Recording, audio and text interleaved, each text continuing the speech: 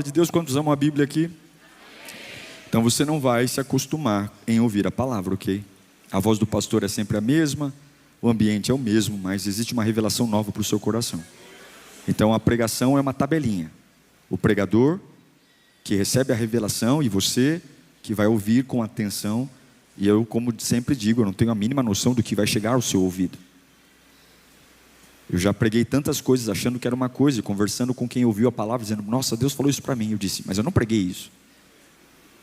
Porque esse é o poder do Evangelho. A palavra se amolda ao seu coração. E é muito provável que o que o seu vizinho vai ouvir é diferente do que o que você vai ouvir. Quer fazer um teste? No final do culto, pergunte para ele o que ele entendeu. E você vai se surpreender. Parece que ele nem estava no mesmo lugar que você. Porque a palavra, ela é pessoal. Ela é individual.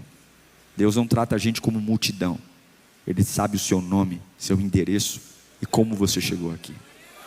Abra sua Bíblia comigo no livro de Ezequiel, capítulo 1, versículo 1. Livro do profeta Ezequiel, capítulo 1, versículo 1. Você que está online, você vai ouvir a palavra de Deus. Deixe que essa palavra pegue você também. Abra o seu coração para que o Senhor encha você de uma revelação da palavra. Diz assim Ezequiel 1:1: E aconteceu no 30º ano e no 4º mês, no dia 5º do mês, que estando eu no meio dos cativos, junto ao rio Quebar, se abriram os céus e eu vi visões de Deus. A gente consegue ler na NVI? Isso, vamos lá, novamente. No 30º ano, no 5º dia do 4º mês, estando eu entre os exilados, junto ao rio Quebar, abriram-se os céus e eu tive visões de Deus. Curve sua cabeça, feche os seus olhos, verbalmente peça ao Senhor para falar com você. Não existe nada mais importante do que ouvi-lo. Talvez você está cansado, com fome. Talvez há uma preocupação com alguma coisa a acontecer. Mas agora não, agora a sua cabeça tem que estar aqui. Nada é mais importante do que ouvi-lo. Nada é mais importante do que receber aquilo que Ele tem para você. Então diga para Deus que você estará aqui. Diga para Deus que você ouvirá a sua voz. E que você dará crédito à voz de Deus. E que esta voz vai tocar em você. Esta voz vai erguer você. Essa voz vai pôr você em pé. Não importa como você chegou, importa como você vai sair. Pai, fala conosco. Nós repreendemos todo o ataque do mal. Repreendemos toda a cilada do inferno. E pedimos: fala conosco, Senhor. Satanás, você está repreendido agora. Nada vai roubar a semente de cair em terra fértil. Nada vai roubar. Eu quero te ouvir, Senhor. Fala conosco. Amém. E graças a Deus. Esse texto começa dizendo que no 5º dia do 4º mês do 30º ano. No 5º dia. Existe uma importância em entender que Deus trabalha com dias. Existe uma preocupação no texto bíblico de mostrar o calendário de que Ezequiel está vivendo. Deus trabalha com dias. Mas não só Deus. Você também trabalha com dias. Eu também trabalho com dias. Eu organizo minha vida em dias, em fases. Começo, meio e fim. O texto começa a mostrar exatamente no calendário qual é o momento e o dia e o mês que Ezequiel está vivendo. Eu crio marcos, datas, épocas, talvez de uma aquisição, de formar um patrimônio, de fazer uma viagem, de fazer um curso, de uma promoção no trabalho. Nós estabelecemos prazos. E está tudo bem estabelecer prazos. O problema é que, sem perceber, a gente começa a criar uma expectativa em prazos limites. Então eu tenho um prazo limite na minha cabeça para eu me casar. Se esse prazo limite não é alcançado, eu preciso me casar. Dentro do prazo limite, eu tenho um critério. Fora do prazo limite, qualquer que apareceu... Eu tenho um prazo limite para eu, depois de formar na faculdade, encontrar um emprego na minha área. Mas dependendo do tempo que demore desse prazo limite, agora eu estou aceitando qualquer coisa. A gente coloca um prazo limite. E aqui nasce um problema, porque quando o limite do prazo que na minha cabeça ia acontecer, a compra da casa, a cura, a libertação, a prosperidade, e esse limite do prazo que está na minha cabeça é ultrapassado, e eu encontro um silêncio de Deus depois disso. Eu não encontro um Deus que se manifesta, um Deus que me dá o que eu queria no tempo que eu estabeleci, um Deus que me abraça, me conforta, manda um profeta bater na porta da minha casa e dizer: ei, servo meu, não te aflija, porque vai acontecer. Deu tempo e aí eu estou sem nenhuma resposta de Deus. Nós começamos a chamar isso de fim. A gente põe um ponto final, porque a gente não quer sofrer por algo que já deu limite, já deu prazo, que para mim era um prazo adequado. O texto que li para você em Ezequiel 1:1, Ezequiel diz: eu sacerdote. Eu sacerdote. Só que quando ele fala eu sacerdote, ele não está num templo. Ele não está ministrando. Ele também não está exercendo o sacerdócio. Então por que Ezequiel diz eu sacerdote? É o começo do seu livro. Porque o sacerdócio, no caso dele, não era uma função só. Não era um lugar que ele ia ocupar, era uma identidade. Ezequiel era filho de Buzi, e Buzi era um sacerdote. Então ele vinha de uma família sacerdotal. E a coisa mais natural era que se meu pai era um sacerdote, eu também serei um sacerdote. Se meu pai é um sacerdote, eu serei. Então não é um negócio que vai acontecer se der sorte. Não, tem que acontecer. É o caminho natural. Era a identidade dele desde a origem. Papai sacerdote, eu serei sacerdote. Por isso ele diz, eu, Ezequiel, sacerdote. Só que tem um detalhe. Todo homem de linhagem sacerdotal só se tornava sacerdote a partir dos 30 anos de idade. A Bíblia diz isso. Em Números capítulo 4, verso 3, diz que contem todos os homens entre 30 e 50 anos, aptos para servir, a fim de que façam trabalho na tenda do encontro. A tenda do encontro era no tabernáculo, era os homens que seriam sacerdotes. Então, qualquer filho de sacerdote, do 0 aos 29, ele esperava chegar aos 30 anos para ele se tornar um sacerdote. E onde sacerdote vive? Em Jerusalém. Agora, no templo, prestando o culto.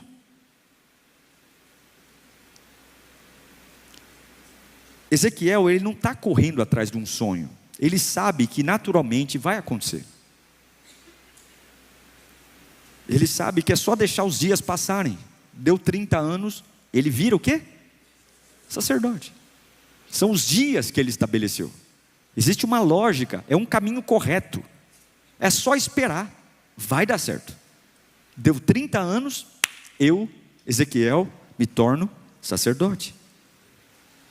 Ele está esperando um começo que já é esperado, como muitos de nós aqui. A gente está sentado aqui dizendo, pastor, só estou esperando chegar dezembro. Já está tudo desenhado, vai acontecer. Estou sentado aqui, olha, já está tudo planejado, vai acontecer, é o caminho natural. Eu vou casar, eu vou viajar, eu vou abrir minha empresa, eu vou ter filhos, eu vou constituir família. Eu estou sentado, é o caminho natural. Eu espero por isso. Só que mudou tudo. Mudou tudo, porque agora não é só sobre um desejo de Ezequiel, é uma expectativa legítima. Ele sabe que vai ser sacerdote com 30 anos. Só que agora, presta atenção, chegou o tempo de dar 30 anos para ele. Com quantos anos a gente é sacerdote? Dos 30 aos 50. 30 anos.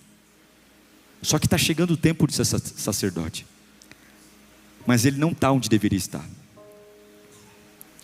Porque não tem sacerdote na Babilônia. O sacerdote fica em Jerusalém. Ele não está em Jerusalém. Está chegando o tempo que na minha cabeça vai acontecer. Só que nesse tempo que eu acho que vai acontecer, eu não estou onde eu acho que deveria estar. Eu estou na Babilônia. E esse aqui é um golpe. É um golpe que dói demais. Porque Deus não mudou o tempo.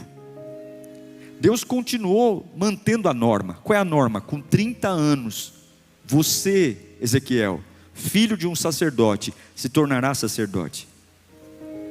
Deus não mudou o tempo. Deus mudou o cenário. Ele agora está num lugar diferente de onde ele deveria estar. E aqui tem uma dor. Você espera que algo aconteça, mas a sua realidade é totalmente antagônica ao que você espera acontecer.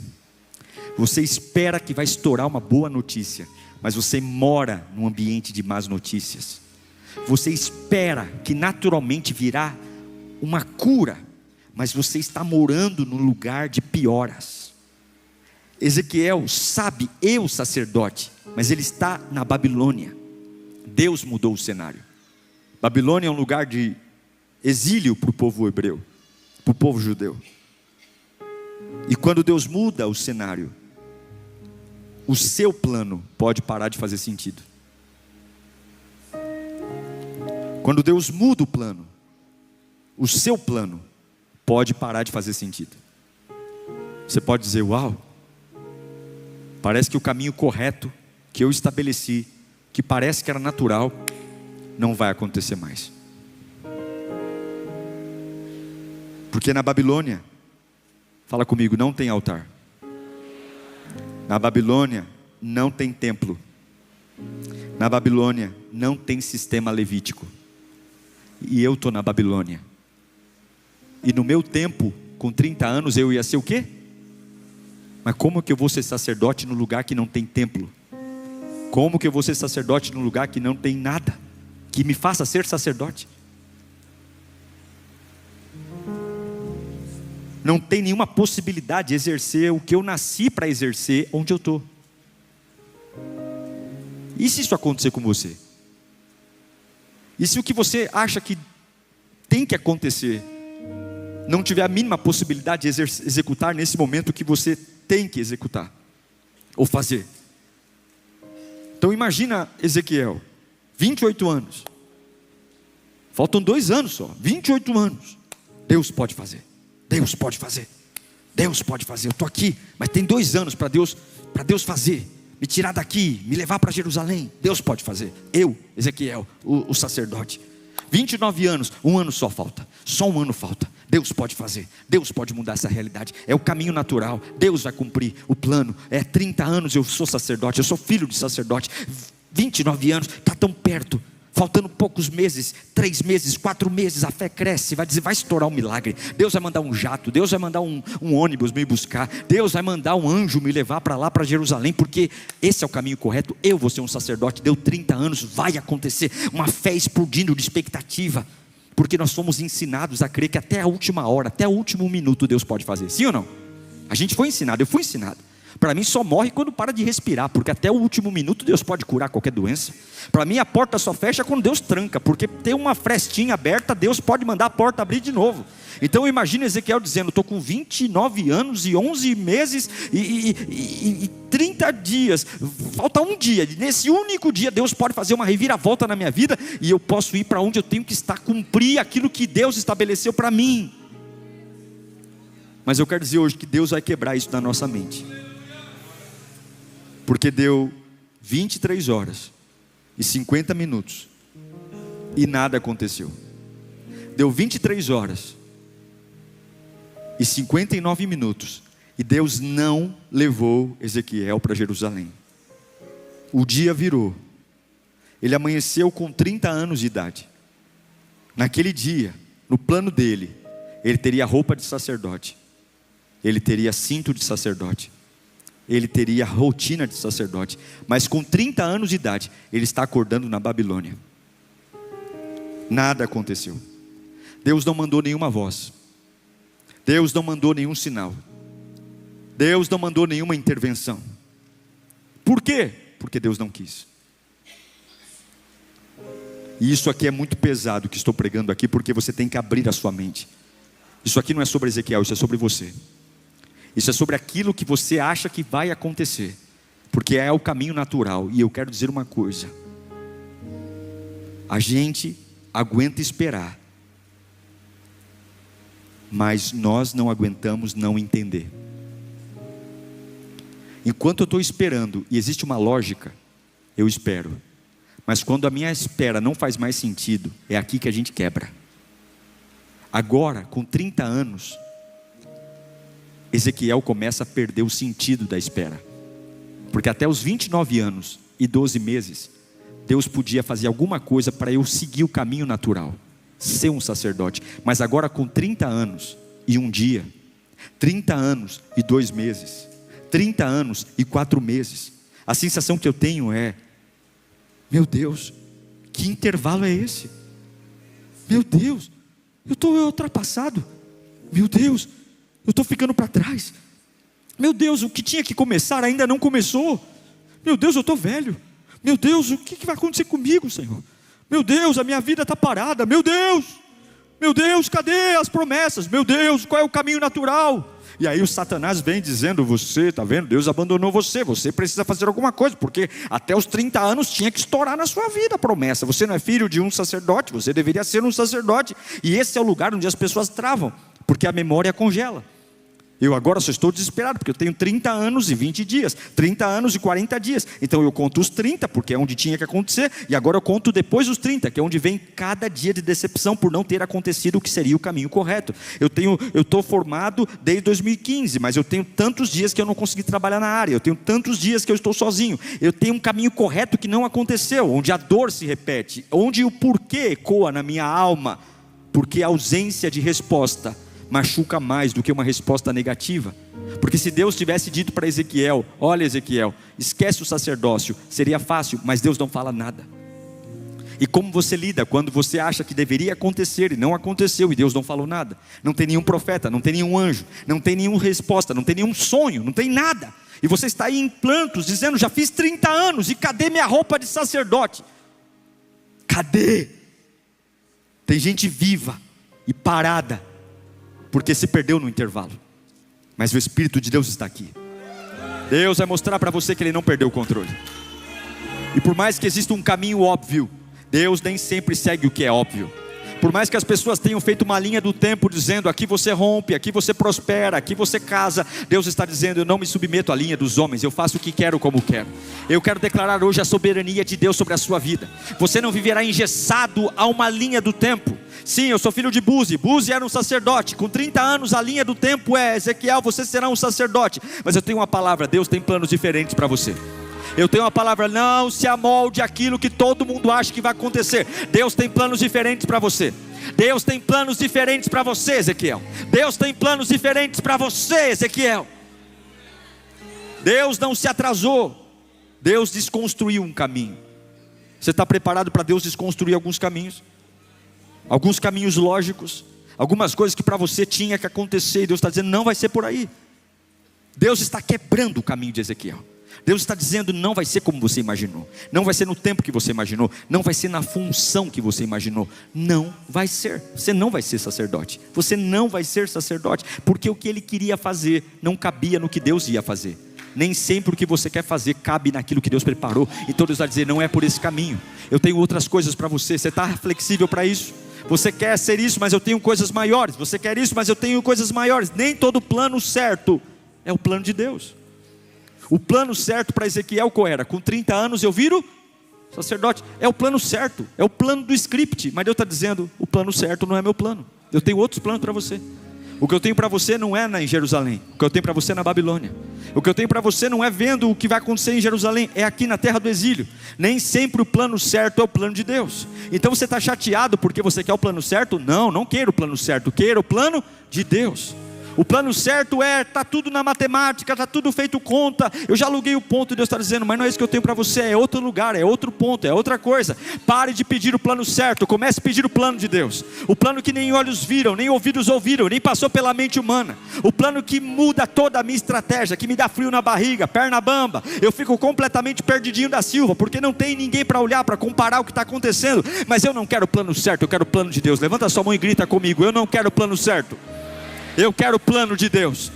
Fecha os olhos e grita de novo, eu não quero o plano certo, eu quero o plano de Deus. O plano de Deus é perfeito. No plano de Deus há unção. No plano de Deus há poder. No plano de Deus o inferno treme. No plano de Deus as coisas milagrosas acontecem. Deus vai fazer além do plano certo, Deus vai fazer o plano dele. Não reclame das coisas que estão mudando, porque nem sempre é o plano certo, é o plano de Deus. Eu quero o plano de Deus no meu casamento. Eu quero o plano de Deus no meu trabalho. Eu quero o plano de Deus no meu ministério. Eu quero o plano de Deus na vida dos meus filhos. E nem sempre o plano de Deus é o plano certo que os homens querem, é o plano de Deus. A Bíblia diz, lá em Ezequiel 1, que aconteceu. Ele começou dizendo, eu Ezequiel, sacerdote. Mas o texto continua dizendo, e aconteceu. Depois de um prazo, depois de um limite, que foi depois dos 30 anos, aconteceu alguma coisa. E o que aconteceu não foi em Jerusalém. Jerusalém era o plano certo. O que aconteceu não foi no templo. O templo era o plano certo. O que aconteceu não foi com o sacerdote. A Bíblia diz que o céu se abriu. Fala comigo, o céu se abriu. O céu se abriu. Deus não resolveu o cenário. Deus não tirou ele da Babilônia. Deus mudou a dimensão do lugar que ele estava. Então Deus não levou ele para onde ele tinha que estar. Deus manteve ele no lugar que era estranho. E no lugar estranho, uma nova dimensão chegou. O que você quer? Estar no lugar certo? Ou ter uma nova dimensão? O que você quer? Estar no lugar onde todo mundo vê que é óbvio você estar? Ou estar num lugar estranho, um lugar que não combina com o plano certo, mas nesse lugar ver um céu aberto e uma nova unção descendo sobre você? Me perdoe você que gosta daquilo que sempre é o plano certo. Eu prefiro uma nova dimensão no lugar errado. Eu prefiro uma nova dimensão no lugar estranho. Eu prefiro ver aquilo que ninguém vê no lugar estranho. Eu prefiro ser quem eu quero ser diante de Deus na Babilônia, do que estar num plano certo xoxo em Jerusalém. Eu prefiro ver o céu aberto na Babilônia do que ver o céu fechado em Jerusalém. Eu estou pregando para alguém aqui. Deus vai mudar aquilo que você acha que é o certo para viver aquilo que é sobrenatural. Comece a se desapegar de coisas. Comece a se desapegar de fórmulas. Comece a se desapegar. Meu primo foi assim, minha tia foi assim, meu pai foi assim. Sim, Buzi, parabéns para você, Buzi, que foi um grande sacerdote. Eu não sei quem foi, muito Buzi, mas eu sei que os planos de Deus para Ezequiel não são como os planos do papai. São planos diferentes. Se prepare para viver coisas diferentes. Olha lá, Ezequiel 1. Põe de novo. No 5º dia do 4º mês, estando entre os exilados junto ao rio, abriram-se os céus. Onde os céus se abriram? Na Babilônia. Isso aqui é profundo. Porque o que um sacerdote faz? O sacerdote tem acesso horizontal. O sacerdote é assim: o homem, o altar e Deus. Fala comigo, horizontal. Um sacerdote vai em direção ao homem, e do homem ele vai ao altar, e do altar ele encontra Deus. É assim que o sacerdote serve, horizontal. Com 30 anos ele tinha que estar fazendo um serviço horizontal: homem, altar e Deus. Só que com 30 e poucos anos, ele está no lugar que não era o lugar correto, mas era o lugar que Deus queria. E Deus muda a lógica, não é mais uma relação horizontal: homem, altar e Deus. Agora uma relação vertical: céu e o homem. Céu e o homem. Eu, Ezequiel, entre os exilados que estão na Babilônia, vi o céu se abrindo, e eu tive visões. Ezequiel não virou um sacerdote. Ele não virou um sacerdote, porque ele passou a ter acesso direto a Deus, sem precisar ser um sacerdote. O sacerdote precisa do altar para chegar a Deus. Ezequiel não precisa passar pelo pedágio do altar. O céu se abriu e ele fala com Deus diretamente. Ezequiel olha para isso, e aqui tem algo poderoso, porque o sacerdote ele precisa do templo para cultuar. O sacerdote, ele precisa do sistema religioso. Existe uma liturgia, existe uma roupa, existe um ritual, existe uma forma, existe uma dependência da liturgia. Tem que ter a liturgia, tem o candelabro, tem a menorá, tem o altar de bronze, tem todo um ritual do sacerdote. Mas o profeta não tem religiosidade, o profeta não tem ritual, o profeta só depende de Deus, ele só ouve Deus, ele só fala por Deus. O profeta não precisa de um templo físico como o sacerdote. Para o profeta qualquer lugar é lugar, desde que o ouvido esteja aberto. Então Deus está dizendo: se eu mandar você para ser um sacerdote no caminho correto, você vai ter um limite, você vai me servir na horizontal. Mas se você ficar onde eu quero que você fique, entenda o que eu tenho para você, que não é o caminho correto, é o caminho sobrenatural. A partir de agora você vai me ouvir como vai ouvir agora. Você vai ver o céu se abrindo e visões descendo. Deus tirou dele um sistema para colocar uma dependência. Deus tirou dele uma religiosidade para colocar uma dependência. Não sei se você está entendendo, mas talvez essa fase de desconforto, essa fase de não caber mais em lugar nenhum, essa fase de começar a dormir estranho, é porque você quer forçar ir para um lugar correto. E Deus está dizendo: vem para o lugar que eu quero que você esteja. Um lugar diferente. Isso é brutal, porque o sacerdote, e aqui não é uma crítica ao sacerdote, mas o sacerdote, ele tem uma estabilidade no sistema. O sacerdote, ele é protegido pelo sistema. Tem um lugar fixo, tem um alimento fixo, tem um povo que vai até ele, tem normas, tem liturgias. Há um sistema que dá para o sacerdote uma estabilidade. Mas Deus chama não mais para viver por estabilidade, mas para viver por revelação. Então não é mais uma liturgia, Ezequiel. A partir de agora, você vai andando e eu vou falando com você. Você vai se movendo e eu vou te dando um recado. Você vai entrar em momentos tensos e naquele momento eu vou te mostrar um vale de ossos secos e você vai entender o que eu quero falar para aquele povo. Você vai entrar aí, eu vou te mostrar a água saindo por os umbrais do templo, e você vai andar 500 metros e você vai perceber as águas no artelho. Depois você vai andar mais, e no joelho, depois do lombo, eu vou mostrar para você águas profundas. Ezequiel, não tem uma liturgia. Um dia eu falo uma coisa com você, outro dia eu falo outra, mas uma coisa eu vou te dizer: todo dia eu falo contigo, filho meu, não importa. Então eu não vou te fazer viver uma vida num sistema correto, um caminho certo. Eu vou te dar um caminho que é meu, que nem todo mundo vê, que nem todo mundo ouve. Eu não quero que você se acostume com o sistema. Eu quero que você abra a sua mente para entender o que eu vou fazer. Olha que lindo, em Êxodo capítulo 28, existe uma roupa por sacerdote.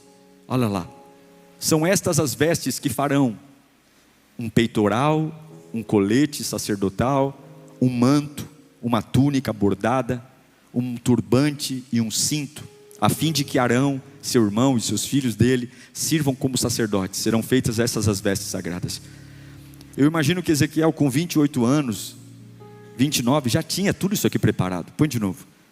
Ele já devia ter no guarda-roupa o peitoral, o colete, tudo prontinho para fazer 30 anos e dizer: virei um sacerdote. Mas não deu. Com 30 anos ele não dava para ser sacerdote, porque não combina andar com essa roupa toda na Babilônia. Para que eu vou usar essa roupa num lugar que eu sou escravo, eu sou exilado? Então eu tive que aposentar a roupa certa. Enquanto o sacerdote tem um cinto para segurar, o cinto de um profeta é o azeite. O que segura a roupa de um profeta não é cinto, é azeite. Sem azeite, a roupa do profeta cai. Sem azeite, não tem profecia. Não é sobre ornamento, não é sobre túnica, não é sobre capa, não é sobre ornamento, é sobre óleo da unção. É sobre ouvir a voz do mestre. É sobre entender que o vento tem que soprar, porque se o vento não soprar eu vou sucumbir. Porque não vão me respeitar pela minha roupa, não vão me respeitar pela ritual, vão respeitar pela unção e o óleo que eu carrego. Não vão me respeitar porque eu falo bonito, vão me respeitar porque eu falo o que Deus quer que eu fale. Não vão me respeitar porque eu tenho um bom pedigree, ou porque eu falo bem, mas vão me respeitar porque em mim caminha a unção de Deus. O que sustenta o chamado de um sacerdote é uma estrutura, e o que sustenta um chamado de um profeta é a unção. Porque profeta sem unção é um homem comum. Sacerdote, bate o olho e você diz, sacerdote, porque a roupa diz sacerdote. Profeta não. Profeta, a identificação nele não está na roupa, a identificação nele está no peso da glória.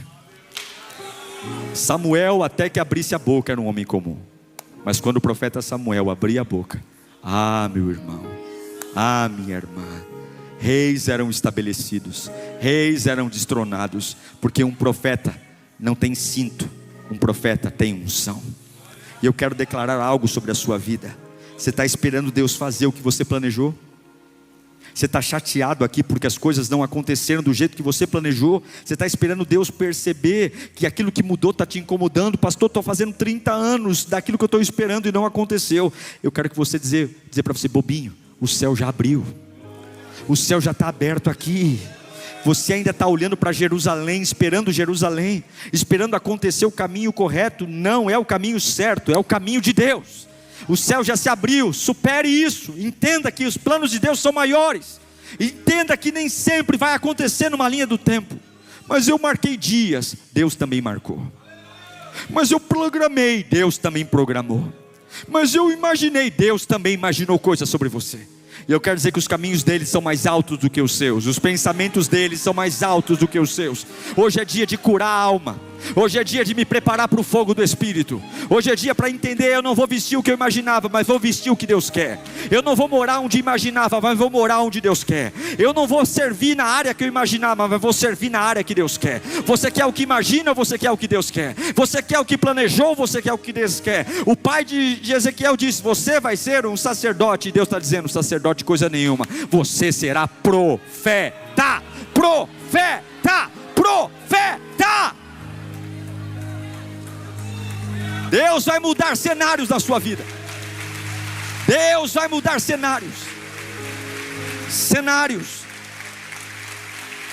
Nós temos que escolher se queremos revelação ou estabilidade.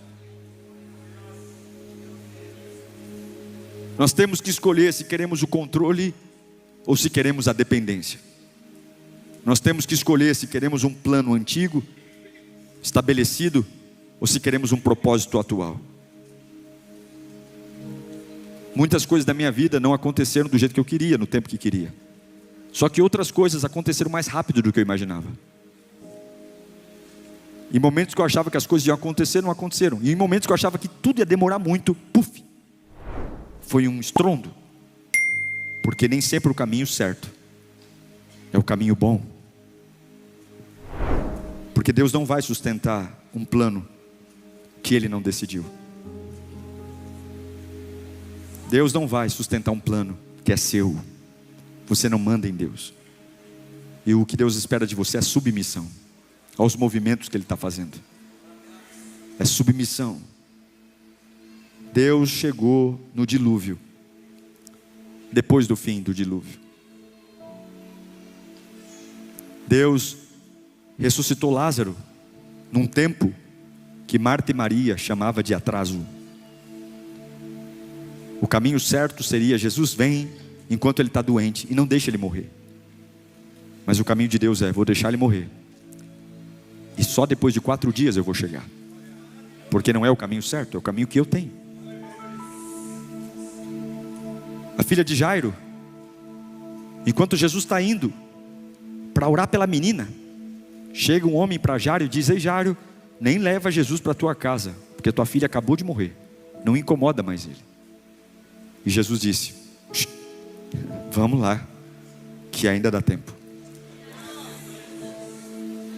Você está chocado porque o caminho certo não aconteceu? Deus falou com Ezequiel depois dos 30 anos. Um sacerdote que tinha uma túnica, agora a túnica dele virou fantasia, porque não valia mais nada. O lugar que ele estava não dava para usar o que tinha para usar. Porque Deus não trabalha no seu prazo. Ele invade depois dele. Ele chega depois. Então eu quero dizer para nós orarmos. Hoje não é dia de pedir. Hoje é dia de soltar. Soltar esse caminho certo. Soltar, dizer, Deus está aqui, ó. Eu não vou teimar. eu não vou teimar mais nesse caminho, eu não vou teimar mais. Eu esperei muito por isso, mas não aconteceu. Comprei roupa, me programei, me organizei, me ensaiei como que eu ia me tornar sacerdote com 30 anos. Mas hoje eu estou soltando o plano certo. Eu estou entendendo que eu não sou igual a todo mundo. Eu estou entendendo que comigo não é igual a todo mundo. Eu estou soltando esse prazo que eu estabeleci. Eu estou soltando esse tempo que eu coloquei como máximo para as coisas acontecerem. Eu estou soltando esse controle, Senhor. Eu estou soltando. Deus, eu não quero mais o que eu imaginei, mas eu quero o que o Senhor decidiu. Você pode falar isso comigo? Com muita verdade. Fala assim: Deus, eu não quero mais o que eu imaginei. Eu quero o que o Senhor decidiu.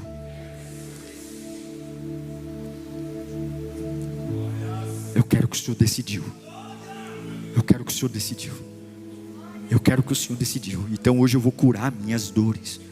Porque quando o meu plano termina, Deus nunca chega atrasado. Ele chega no único momento onde eu não vou resistir mais. Eu vou viver sem desistir. Ezequiel não foi conhecido como um sacerdote. É o profeta Ezequiel. Nós chamamos ele de profeta.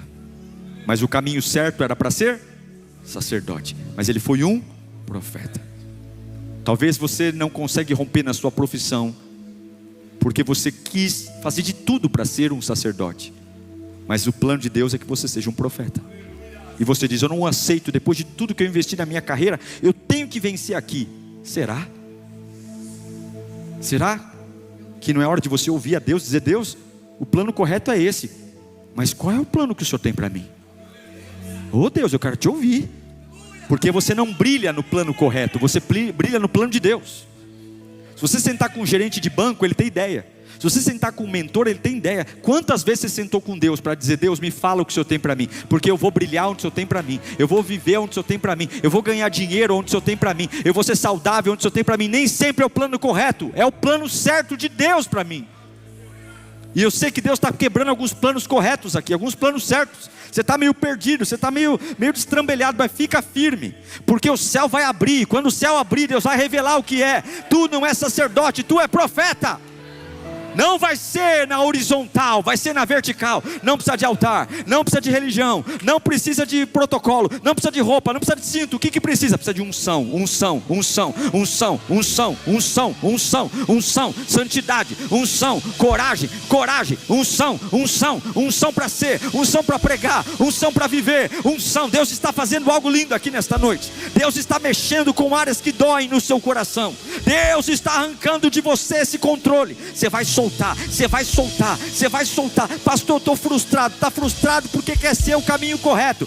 Queira o caminho de Deus. Maior é o caminho de Deus. Eu estou chateado. Está chateado porque quer viver o que todo mundo vive. Você não é natural, você é sobrenatural. Você não pode ficar chateado porque Deus não contou o dia como você queria. Deus tem planos maiores. Levanta a sua cabeça hoje, levanta o seu coração hoje. Olha para cima, tem visão descendo, tem cura descendo, tem plano descendo, tem unção descendo, tem fogo descendo, tem revelação descendo. Deus não desistiu de você. A Babilônia não é o seu fim, a Babilônia não é o seu cadáver, a Babilônia não é a tua sepultura. A Babilônia é o lugar que Deus preparou. Então na Babilônia tu vai ser cheio.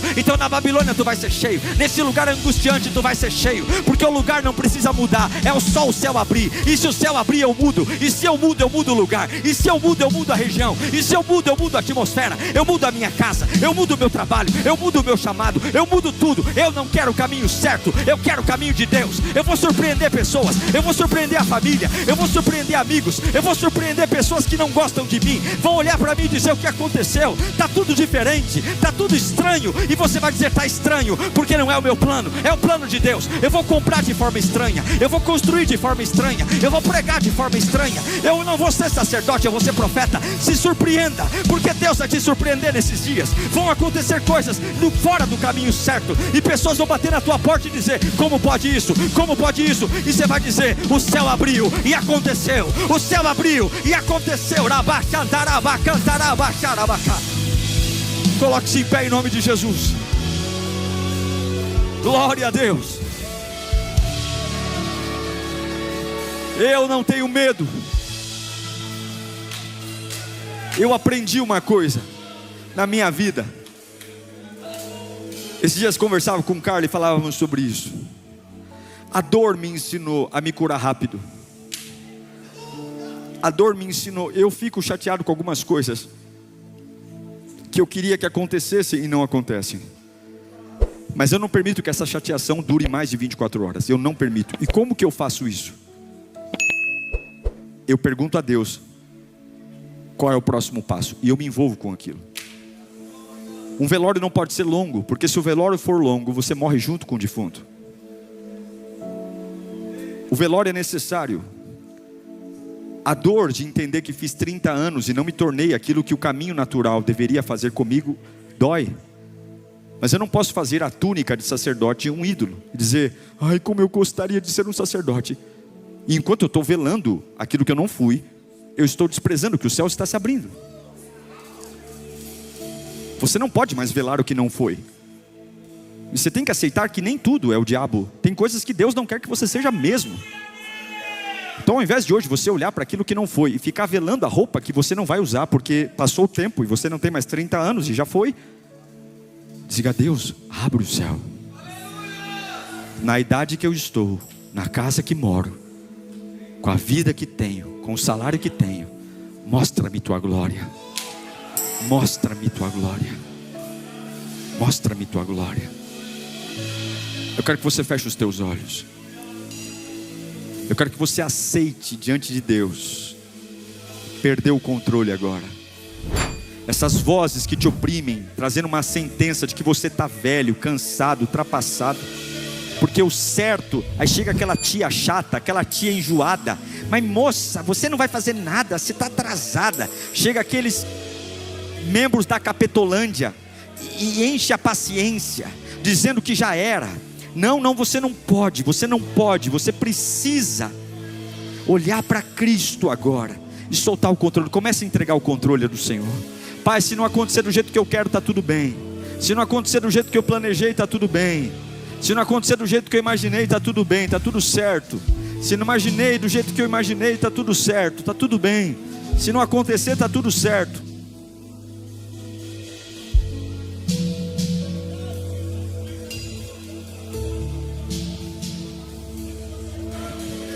Levanta as suas mãos.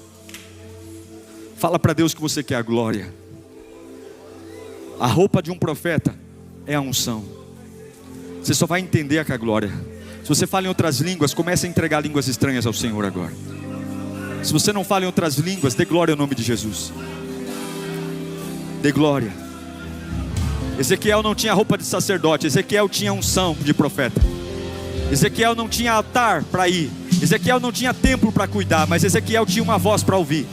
Ezequiel não tinha liturgia religiosa. Ezequiel tinha um fogo dentro dele que queimava e via o céu aberto. O céu aberto, o céu aberto, o céu aberto. Eu quero a glória. Abra tua boca e receba a unção. Talvez não tenha cinto para você, mas tem óleo. Talvez não tenha estola sacerdotal, mas tem óleo. Tem óleo, tem óleo, tem óleo. O caminho certo Deus interrompeu, porque não é o caminho certo que todo mundo faz, é diferente. Abra tua boca e deixa que a unção flua. Abra tua boca e deixa que o controle seja jogado por terra. Eu não vou mais murmurar, eu não vou mais reclamar, eu não vou mais me lamentar. Eu vou ouvir o céu aberto, o céu aberto, o céu aberto. Eu quero o céu aberto, eu preciso do céu aberto. Abra sua Bíblia em Lucas 17, do 3 ao 5. Vamos ler nesse início de palavra 2 textos. Você que está online também, preste atenção, que o Senhor pegue você onde você estiver.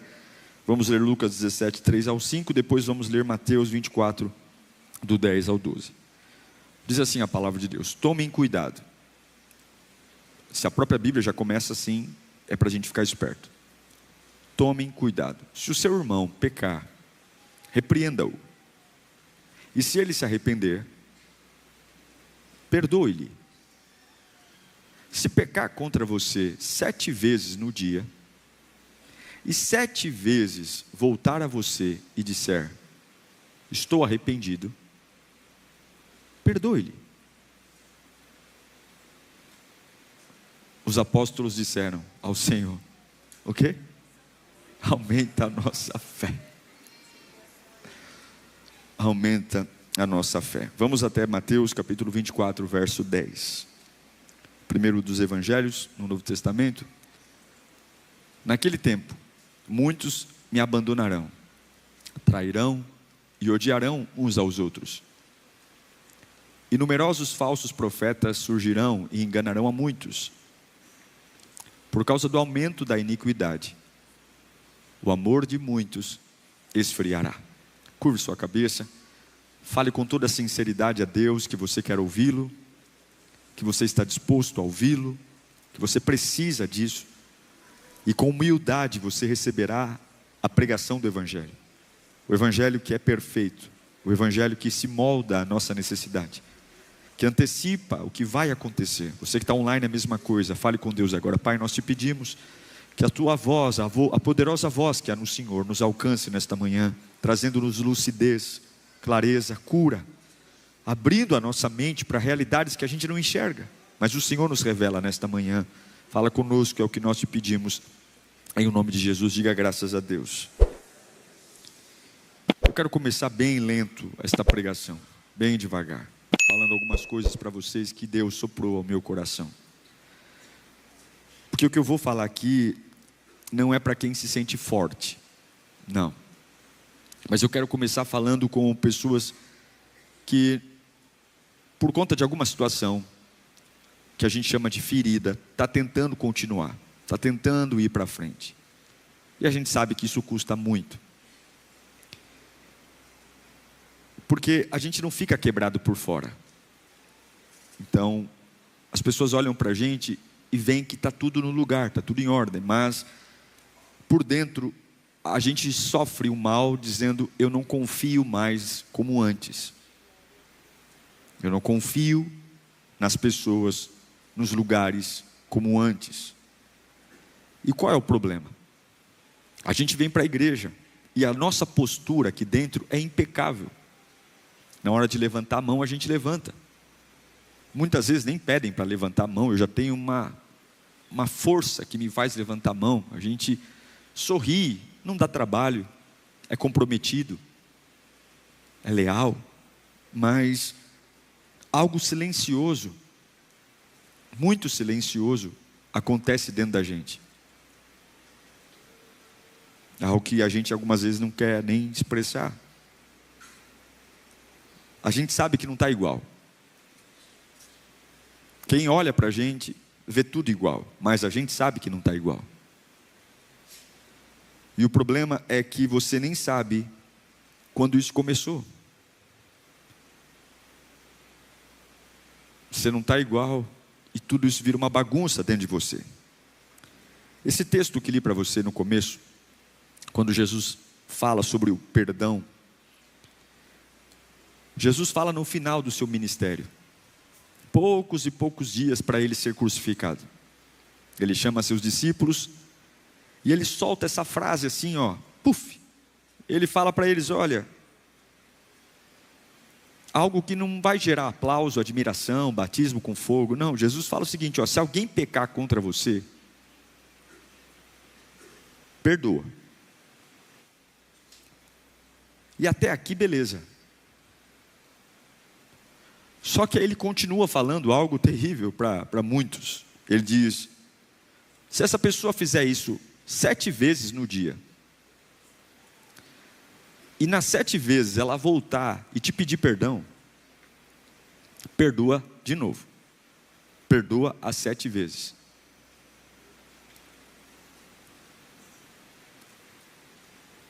Então a pessoa no mesmo dia, 7 vezes pisou no seu calo. E Jesus disse que se ela voltar 7 vezes e dizer, me desculpa, você tem que perdoar. Nesse momento, os discípulos eles entram em colapso, que é mais ou menos o que a gente pensa quando alguém diz isso para a gente, porque parece ser impossível fazer isso. E eles falam para Jesus, Jesus, aumenta a nossa fé. Esses discípulos viram muita coisa na vida. Eles viram mortos ressuscitar, eles viram paralíticos andar, e em nenhum desses momentos eles pediram para Jesus aumentar a fé deles. Mas quando Jesus disse: se eles vierem 7 vezes fazer mal a vocês no dia, e 7 vezes pedir perdão, aí eles falam: aumenta a minha fé. Por quê? Eles estão falando: isso eu não consigo. Isso para mim é difícil. Isso para mim é muito complicado. E aqui eu quero conversar com você, porque o maior desafio da fé não é crer em Deus. Eu não tenho dúvida que você crê em Deus. O maior desafio da fé é continuar limpo, mesmo quando alguém fere você. É continuar limpo quando alguém joga sujeira em você. Quando Jesus diz: se te magoarem 7 vezes no dia, e 7 vezes te perdoar, perdoe a 7. Porque existe uma isca invisível, uma isca que ninguém gosta de falar. Jesus usa a palavra ofensa. A ofensa no original quer dizer escândalo.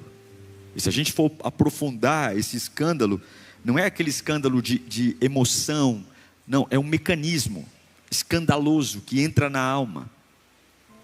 É como se fosse um gatilho, uma armadilha de caça, onde o caçador, ele esconde bem a armadilha e camufla aquela armadilha colocando uma isca nela.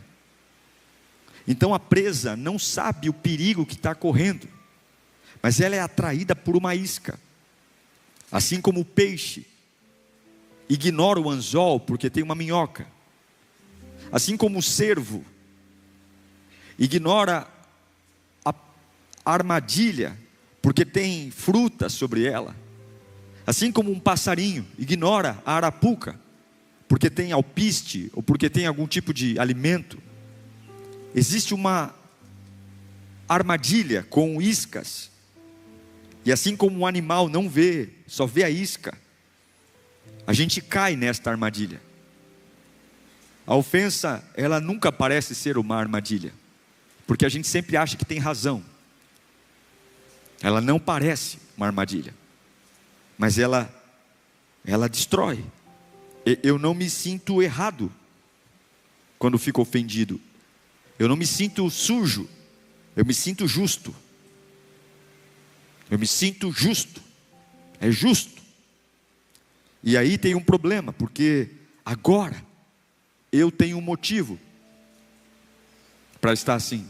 Eu tenho uma razão. O que fizeram foi injusto, e é exatamente por isso que você cai.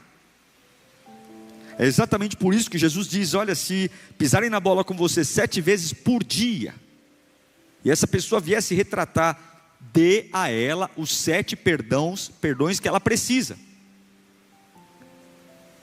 Porque você tem que se manter limpo. Você precisa de uma boa cabeça. Você precisa, você não pode cair. O que Jesus está dizendo é que nem toda prisão parece uma prisão. Tem prisão que não parece prisão. Parece tribunal, parece que você está com a faca e o queijo na mão. Olha o que Paulo diz a Timóteo na sua segunda carta, capítulo 2, verso 26. Para que assim voltem à sobriedade e escapem da cilada do diabo, que os aprisionou para fazerem a vontade dele. Voltar à sobriedade, voltar a um pensamento livre, escapando da armadilha do diabo. Lembrem-se, Satanás arma armadilhas, e o princípio de uma boa armadilha é que a presa não veja, que a presa caia nela sem perceber. Então você acha que tem tudo detectado no radar da sua vida? Você acha que todos os perigos que você corre estão ali dizendo perigo, perigo, perigo, perigo? Claro que não. As maiores armadilhas da sua vida estão camufladas por iscas. E o pior, tem gente nesta reunião, talvez em casa, achando que está certa, quando na verdade está presa. Achando que tem razão, quando na verdade está preso. Mas o Espírito Santo está aqui. Se esse é o ano da sabedoria, nós vamos aprender a pensar não como querem que pensemos. Vamos pensar como Deus quer que a gente pense. Eu não quero viver uma vida normal, eu quero viver uma vida sobrenatural. E a Bíblia diz: não se amoldam ao padrão desse mundo, mas transformai-vos pela renovação do seu entendimento, para que você aprenda a desfrutar da boa, perfeita e agradável vontade de Deus. O nível mais perigoso da prisão é quando você chama de justiça aquilo que te prende. É justo eu sentir isso, é justo eu reagir assim, é justo eu falar com aquela pessoa desse jeito, é justo. E isso não é justiça, isso é prisão. É justo eu desistir, é justo eu fazer cara feia, é justo eu me rebelar, é justo. Isso não é justiça, isso é prisão. Não adianta crer em Deus. Seu desafio é se manter limpo, é se manter leve, é se manter sóbrio, para não cair numa armadilha. Porque tem gente que está preso e sabe que está preso. E quando você sabe que está preso, você quer sair de lá. Quem sabe que está preso, luta para se livrar das correntes. Mas tem gente que está preso e acha que está certo. E quem está preso e acha que está certo, nunca luta para sair. Muito pelo contrário, se aprofunda ainda mais na crise. Quem nós somos nesta manhã? O que estamos fazendo com a nossa vida? O que estamos fazendo com o dom perfeito da vida que Deus nos deu? O que estamos fazendo com a liberdade que o Espírito Santo nos dá? O que estamos fazendo com o sangue de Jesus? Para onde estamos colocando nossa cabeça? O que estamos fazendo com as nossas reações? E Jesus revela o processo. Por que que Jesus manda você perdoar 7 vezes o camarada que te feriu 7 vezes no dia? Para quê? Porque se você se ofender, você não para na ofensa. A ofensa tem 3 estágios: você se ofende, você trai e você odeia. Esse é o processo da ofensa. Você se ofende, se enche de justiça, você trai. O que é trair? Você se volta contra aquele que te ofendeu para trair a confiança. Então você fala mal. Se tem segredo, você conta. Se pode acusar, você acusa. Você quebra a lealdade. E depois você nutre o ódio. Você trabalha militando contra aquele que te ofendeu. A ofensa é uma desgraça. Só que o ódio não acontece do dia para a noite. Ninguém começa a odiar alguém do nada. É um processo lento, de uma ferida que eu decidi não tratar, de algo que eu decidi não levar a Deus. Me sujaram e eu me mantive sujo. E agora meu lar é um lar ruim. O clima é pesado. Eu sou uma pessoa pesada. Eu sou uma pessoa difícil. Porque na verdade, eu estou preso. Estou preso por uma isca. Toda pessoa amarga um dia foi alguém ferido, que decidiu não perdoar. Toda pessoa ranzinza, toda pessoa chata, metódica, toda pessoa que tem algo que fala, não vou aceitar, é uma pessoa ferida, que decidiu deliberadamente não perdoar. Como é que você está nesta manhã? O Espírito Santo está falando com você, porque nossas orações são bonitas, nossas orações pedem coisas, nossas orações pedem avivamento, e Deus está dizendo, se você não perdoar aquele que te ofendeu, eu não posso perdoar você. Assim é a oração do Pai Nosso. Nós queremos avivamento, queremos coisas. Eu quero também, mas nossa alma é pesada, é suja. E a Isaías 59 diz que as nossas iniquidades é como um muro que me separa de Deus. Eu tenho que escolher onde eu estou. Eu tenho que escolher se eu estou preso e quero sair, ou se eu estou preso e estou dizendo, isso aqui é justiça. Em 2 Coríntios capítulo 10, verso 5, Paulo vai dizer algo poderoso. Destruímos argumentos de toda altivez que se levanta contra o conhecimento de Deus, e levamos cativo todo o pensamento para torná-los obedientes a Cristo. Paulo está dizendo, tudo que aparece na minha cabeça, tudo que aparece contra a vontade de Deus, eu destruo. Tudo que aparece contra a vontade de Deus, eu levo esse pensamento cativo, porque a minha prioridade é obedecer à vontade de Deus. Paulo está dizendo, eu tenho um pensamento estabelecido. Eu escolhi viver um jeito de vida que agrada ao meu Deus, que agrada ao meu Deus e não à minha carne. Eu escolhi viver uma vida leve, uma vida limpa. Eu escolhi, porque a ofensa não fica no coração. A ofensa muda a lógica do pensamento. Não, a ofensa não é só aquela raivinha. A ofensa vai mudando o teu olhar. A ofensa vai mudando a tua reação. A ofensa vai mudando a tua percepção. É como um óculos com outro grau. Você via coisas de um jeito e agora a ofensa modela o seu olhar, modela a sua percepção. Aquilo que antes era uma oportunidade, agora é um lamento. Aquilo que antes era uma alegria, agora é um tormento. Aquilo que antes era uma chance de viver, agora é um desânimo. Porque a ofensa vai modelando o seu coração. Eu não confio mais em ninguém agora. Mas em ninguém. Eu desconfio de todo mundo, ninguém vale nada, ninguém presta. Eu estou ofendido e a ofensa vai modelando. Vai modelando, a ofensa vai dizendo, todo mundo me decepciona. Será mesmo? Não, todo mundo me decepciona. O ser humano não vale nada. O ser humano é um negócio terrível. O ser humano não vale nada. Puxa vida, será que realmente todas as pessoas não valem nada? Será que não tem ninguém bom? A ofensa me faz andar na proteção. Tudo eu quero me proteger agora. Medo de todo mundo, medo de falar, medo de me expor, medo de fazer parte de um grupo. E sem perceber, eu deixo de amar. Veja que Jesus disse que no final dos tempos surgiriam falsos profetas. Muitos enganariam. E tudo isso ia gerar um problema. O amor de muitos esfriaria. É isso. O amor se esfriando. Uma alma seca. Não há nada mais. O amor se esfria sem perceber. E não é que você vira uma outra pessoa. Você só vai diminuindo. Você só vai murchando. Você só vai morrendo. Só vai tornando-se uma versão pior. Uma versão horrível. Mas Satanás hoje vai ser colocado debaixo dos nossos pés. Porque eu não vou diminuir. Eu não vou morrer. Eu vou me levantar. Meu irmão, você precisa entender que 7 vezes por dia a mesma pessoa pode fazer isso com você. Mas você tem que dizer, eu creio tanto em Deus, que eu vou me manter limpo.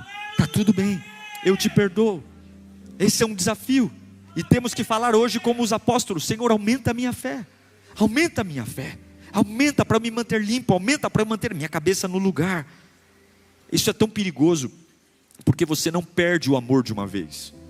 Você começa a economizar o amor. Você começa a se tornar uma pessoa fechada. Mas o Evangelho é sobre expansão.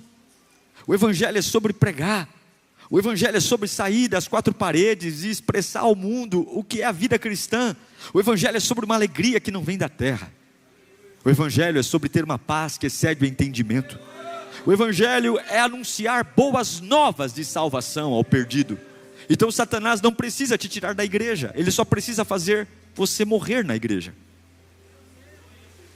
E se você for um crente morto, ele cumpriu o seu propósito. Porque um crente morto não exala nada. Um crente morto, ao contrário, fosse melhor estar num bar, fosse melhor estar numa biqueira. Porque quem olha para quem está numa biqueira e no bar diz assim, esse camarada ele está longe. Mas quando ele olha para alguém que vem à igreja, e a gente posta foto, e a gente compartilha vídeo, e a gente mostra o link, e quando olham para nós, não há nenhuma reação de fé, de alegria, de paz. Ao contrário, somos frios, o amor se esfriou, somos pessoas fechadas, aprisionadas, e cheias de senso de justiça, cheias de pedra nas mãos. Satanás diz, esse é o crente que eu gosto. É aquele que diz uma coisa e faz outra. Mas o Espírito Santo está aqui. Nossa cabeça será liberada hoje. Querido, não é sobre se o que fizeram conosco é bom ou ruim. É sobre dizer, eu me manterei limpo. Levanta as suas mãos e diga, Espírito Santo, eu me manterei limpo. Limpo. Doa quem doer. Não chame de maturidade aquilo que é uma proteção. A gente precisa falar sobre isso. E eu me lembro de um personagem na Bíblia incrível, você conhece. O José, o filho do Jacó. O José que foi traído pelos próprios irmãos. O José que foi traído não por um inimigo declarado, mas foi traído por gente de dentro. Gente de casa. Gente que dorme na beliche de cima, na cama do lado. E eu aprendi uma coisa, que as maiores feridas, elas não vêm de quem está longe. De quem está longe a gente nem liga. As maiores feridas vêm de quem tem acesso ao coração. É aí que dói. Agora você imagina seus irmãos, filhos do mesmo pai, sem nenhuma misericórdia. E não é só uma traição, é perder tudo. José perde tudo. Ele perde o convívio com seus pais, ele perde sua família, ele perde o seu futuro. Porque quem é vendido como escravo não tem futuro. Escravo não tem salário. escravo não tem direito, escravo não tem escolha. Mas ainda assim, José continua surpreendentemente obedecendo. Surpreendentemente, esse camarada, ele não se torna um revoltado, ele continua obedecendo. Pensa comigo, querido, são 12 anos. São 12 anos sem ver nada acontecer. São 12 anos que não acontece absolutamente nada.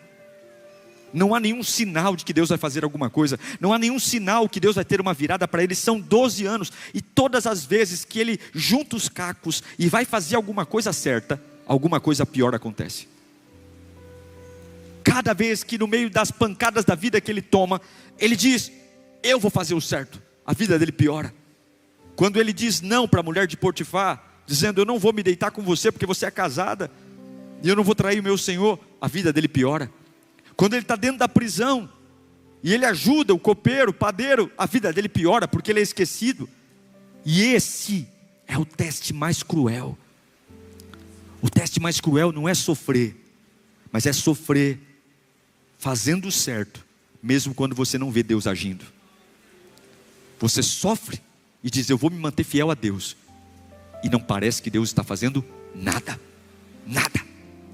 Eu sou fiel, eu tinha tudo para roubar e não vou roubar.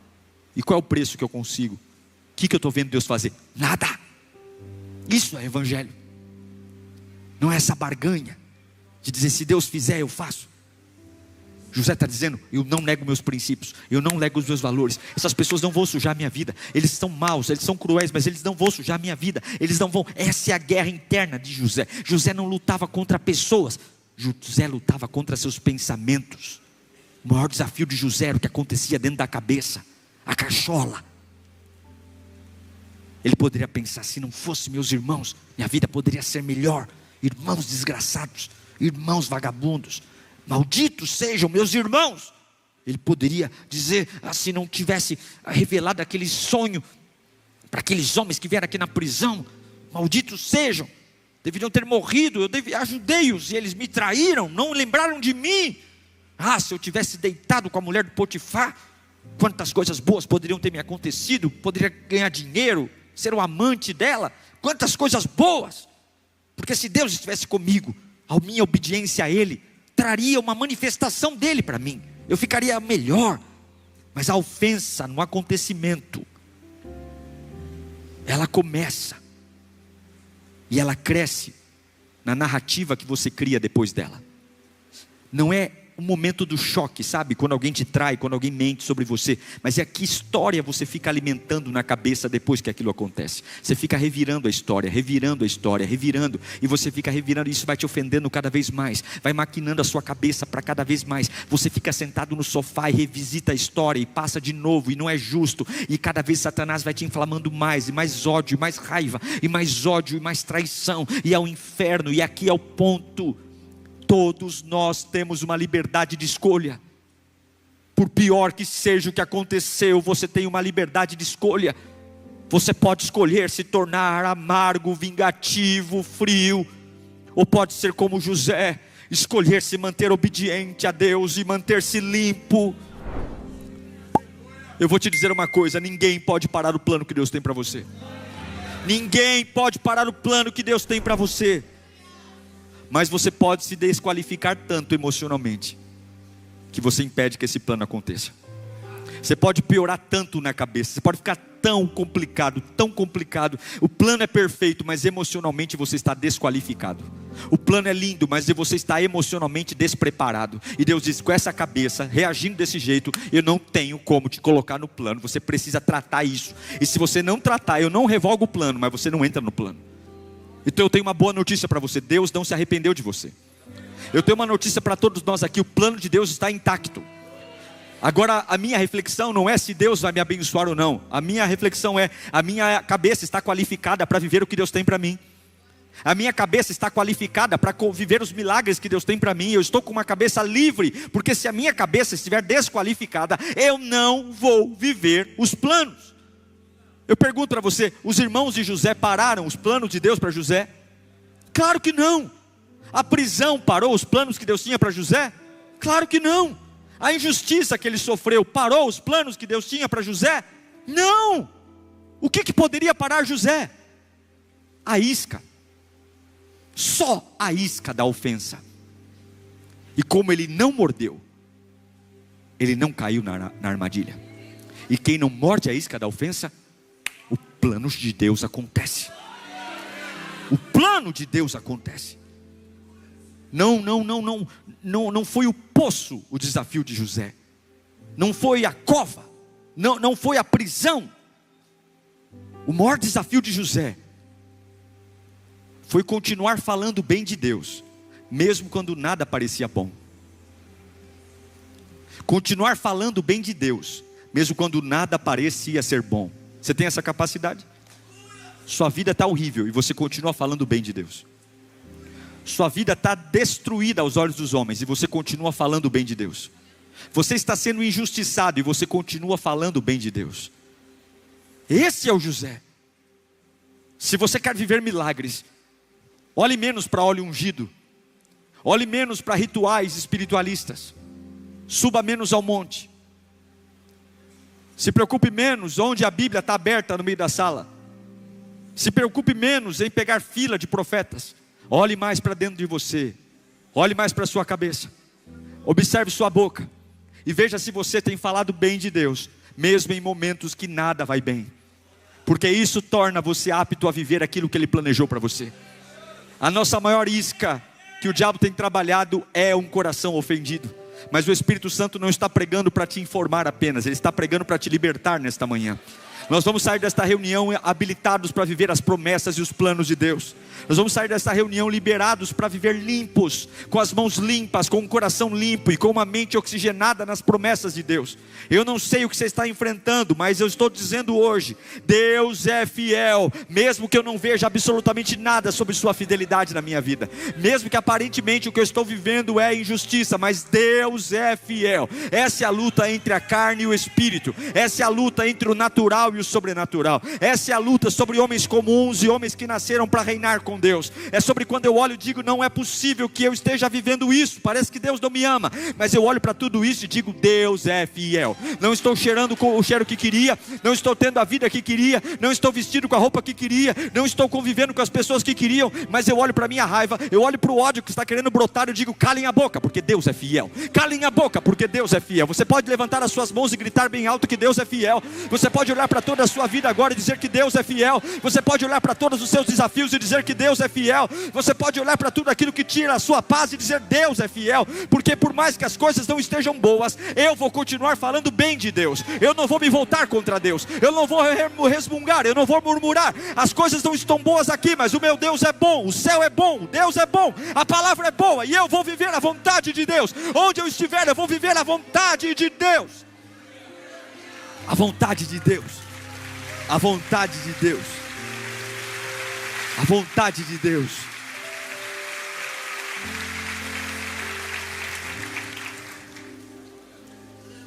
Se alguém puder dizer, pastor, defina a maturidade. Maturidade é você sustentar a verdade, mesmo sem nenhuma evidência. É sustentar a verdade, mesmo quando você tem todos os motivos do mundo para se entregar a uma mentira.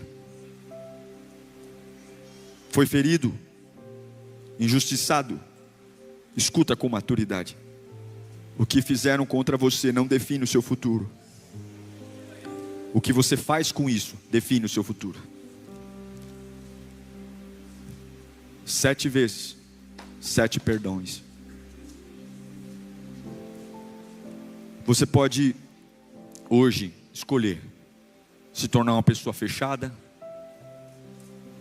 uma pessoa endurecida, protegida, inacessível, pronta ao ataque. Ou você pode escolher ser livre. Você pode escolher ser inteira de novo, ser limpa. Você está num ambiente espiritual. Acaso há algo que seja impossível para Deus?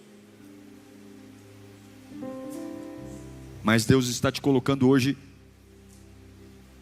à frente de 2 situações para você escolher. Você não consegue viver o plano dele desqualificado emocionalmente. E ele não tem problema com a bagunça da nossa cabeça, desde que eu queira que ele arrume. Tem gente aqui presa por algo que aconteceu há anos. Já passou muito tempo mesmo. E isso ainda governa você. Isso ainda mexe com você. Você revisita constantemente esses lugares. Você vai lá e passa tempo lá. Você fala que superou. Não superou não. Você só aprendeu a conviver com isso. Ainda está lá. Ainda fede. Ainda fala com você. Mas para todo mundo você diz: estou curado. E você sabe que isso é mentira. Mas hoje Deus está confrontando isso. Hoje Deus está te chamando para uma conversa pessoal. Não é sobre quem errou com você.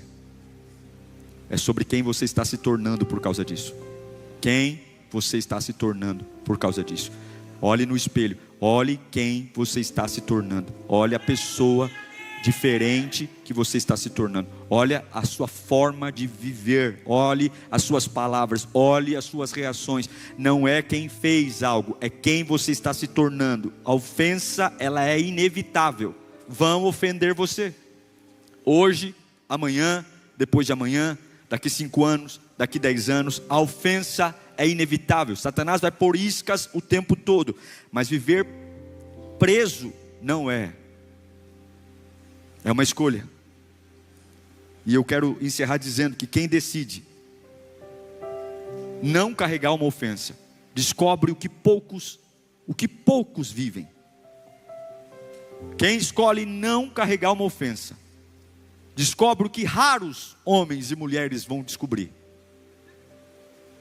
E o que é, pastor? O que tentaram usar para te ferir, Deus reverte para te preparar. Quando você não deixa a ofensa te pegar, a arma do inimigo se torna capacitação na sua vida.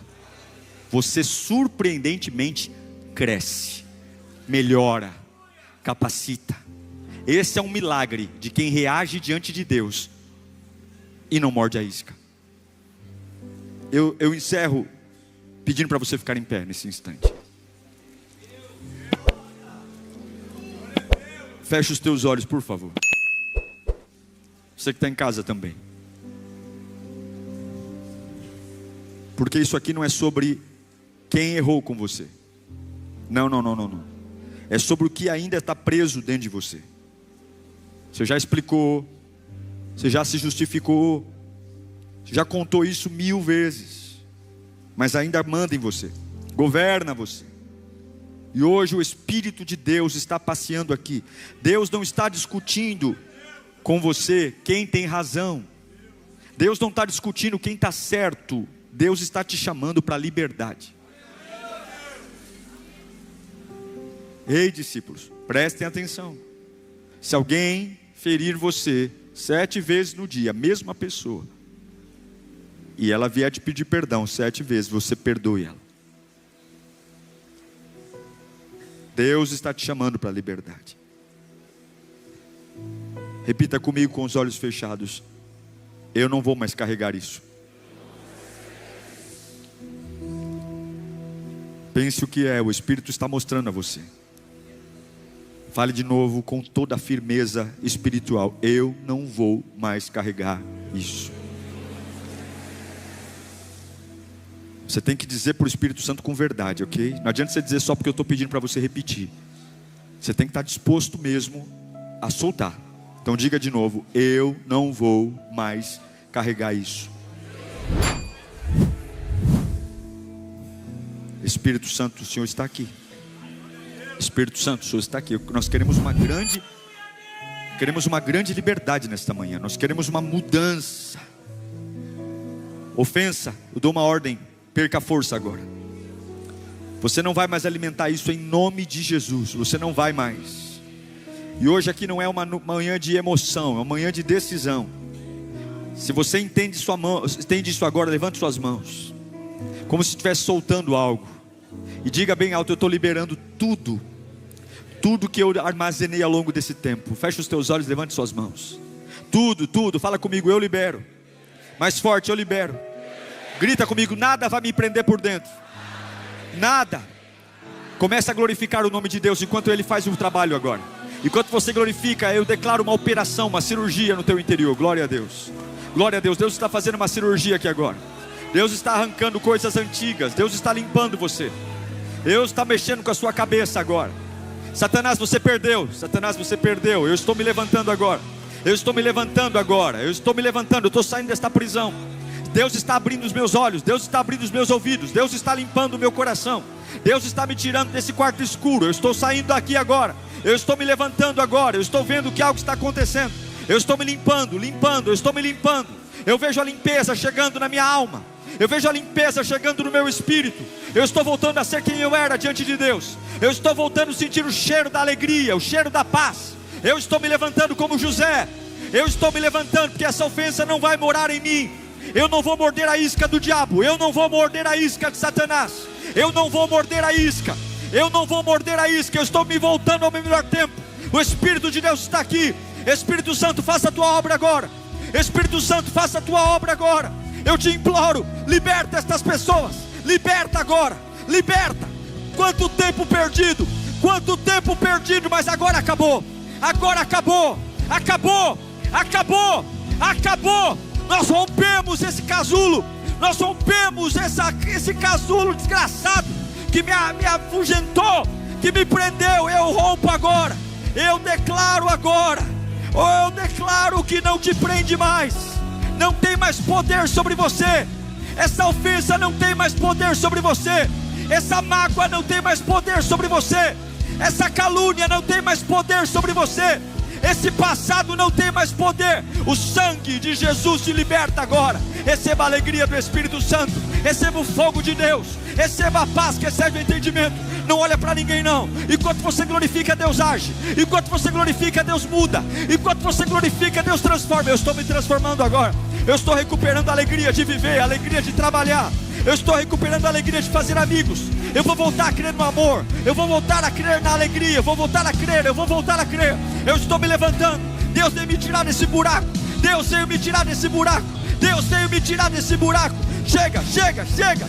Eu declaro agora, 7 vezes por dia, eu perdoo. Satanás não vai apagar o amor da minha vida. Ele não vai esfriar o amor. Renova o amor agora. O amor por Deus. O amor pela sua família. O amor pelo seu chamado. O amor pelo seu trabalho. O amor pela sua carreira. O amor pelos seus sonhos. O amor pela obra de Deus. O amor. Põe a mão no coração. Peça que Deus te acenda a chama do amor de novo. Você que se tornou uma pessoa amarga, uma pessoa fria, fala: Deus, acende a chama do amor, derreta esse coração de pedra. Oh Deus, eu te amo. Se declare a Jesus agora. Se declare a Ele. Jogue suas armas por terra. Você não precisa lutar essa guerra quem vai lutar é o Jesus. Receba a alegria do amor de Deus. O amor ágape, o amor incondicional. O amor de Deus está aqui. Eu estou saindo da prisão para nunca mais voltar. Uma nova mente, um novo pensamento, uma nova vida. Eu estou saindo da prisão. Eu estou saindo da prisão que eu achava que nem preso estava, mas hoje Deus me alertou e eu estou saindo dela. Eu estou saindo dela. Eu estou sentindo algo diferente.